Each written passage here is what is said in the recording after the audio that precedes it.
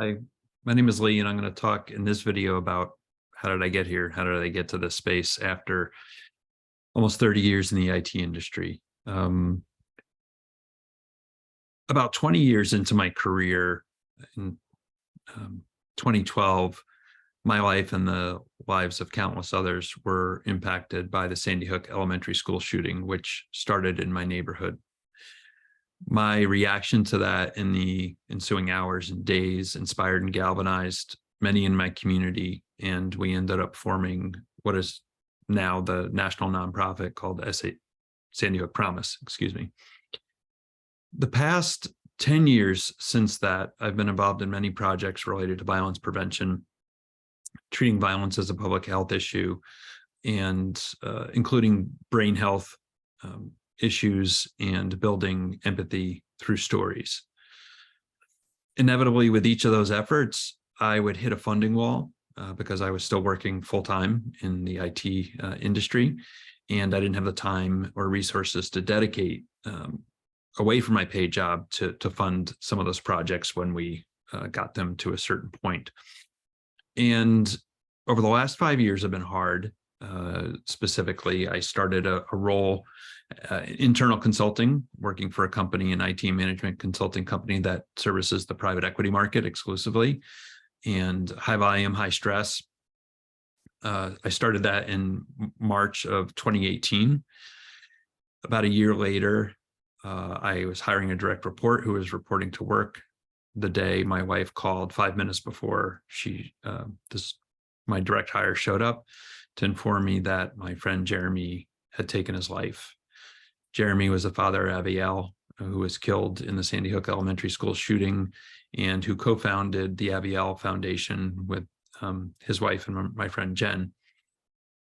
It was a huge shock to all of us because Jeremy was a neuropharmacologist. He was teaching the science of violence as it pertains to the brain and taught mental health first aid to people, and yet he succumbed to brain illness himself.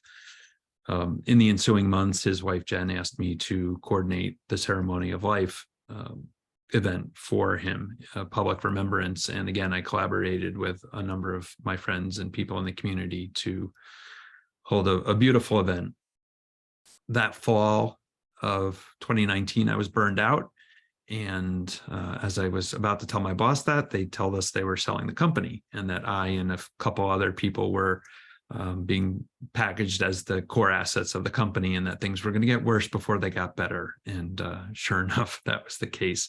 January of 20, we were acquired and we started the integration. At the same time, my wife was starting to have health issues. She's a almost 30-year recipient of a kidney transplant, and we were concerned that it had implications for that. At the same time, a couple months later, COVID started. And it wasn't until July of that year that my wife was diagnosed with several masses in her abdomen that were cancerous. And so she started undergoing chemotherapy treatment that would last until the beginning of the next year of 2021. All of this combined with COVID and my job started taking a toll on my health. And my work essentially was making me sick. And I made a request for accommodation, but it was not met. And in fact, I started being retaliated against. So I decided, given my perspective of how short life is, I decided that it wasn't worth my health, and I quit my job. And in that recovery period, I decided I wanted to focus, and I am very fortunate to have saved some money to allow me to focus on what my passion is. And so that's why I am here now speaking to you and working on inclusive leadership and diversity, equity, inclusion, and belonging, because it all ties back to the journey that started after the shooting here in Sandy Hook. So I wanted to work on something that was more rewarding to me, more something I was passionate about. So feel free to look through the other videos and see how we might be able to connect and collaborate. Thank you.